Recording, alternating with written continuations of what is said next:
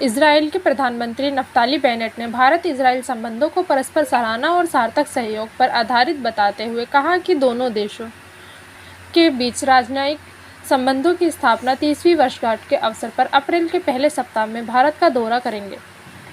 इस यात्रा का उद्देश्य दोनों देशों के बीच नवाचार और प्रौद्योगिकी, सुरक्षा और साइबर और कृषि एवं जलवायु परिवर्तन के क्षेत्रों में सहयोग का विस्तार करना है।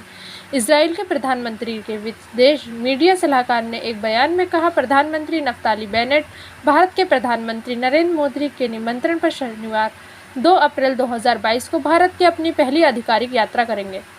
बयान में कहा गया कि दोनों नेताओं की मुलाकात पिछले वर्ष अक्टूबर में ग्लासगो में संयुक्त राष्ट्र जलवायु परिवर्तन सम्मेलन COP26 से इतर हुई थी। तब प्रधानमंत्री मोदी ने इजराइल के अपने समकक्ष बेनेट को भारत की आधिकारिक यात्रा के लिए आमंत्रित किया था। यह यात्रा दोनों देशों और नेताओं के बीच महत्वपूर्ण संबंध की पुष्टि करेगी तथा इजराइल और भारत के बीच संबंधों की स्थापना की 30वीं वर्षगांठ के अवसर पर होगी। सूत्रों ने बताया कि यह 2 से 5 अप्रैल तक 4 दिवसीय दौरा करेंगे।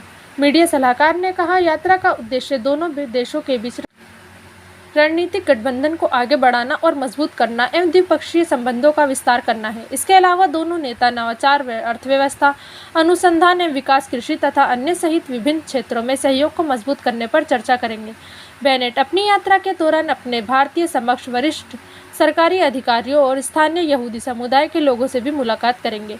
बयान में कहा गया कि यात्रा का पूरा कार्यक्रम और अतिरिक्त विवरण अलग से जारी किया जाएगा। बेनेट ने बयान में कहा, मैं अपने मित्र प्रधानमंत्री नरेंद्र मोदी के निमंत्रण पर भारत की अपनी पहली आधिकारिक यात्रा को लेकर खुश हूँ और साथ में हम अपने देशों के संबंधों को आगे की दिशा में बढ़ाते रहेंगे। उन्होंने कहा, मोदी ने भारत और इजराइल के बीच संबंधों की फिर से शुरुआत की और इसका ऐतिहासिक महत्व है। हमारी 2 अनूठी संस्कृतियाँ, भारतीय संस्कृति और यहूदी संस्कृति के बीच संबंध गहरे हैं और वे अगाध सराहना एवं सार्थक सहयोग पर आधारित है। इजराइल के प्रधानमंत्री ने जोर देकर कहा, हम भारतीयों से कई चीज़ें सीख सकते हैं और यही हम करने का प्रयास करते हैं।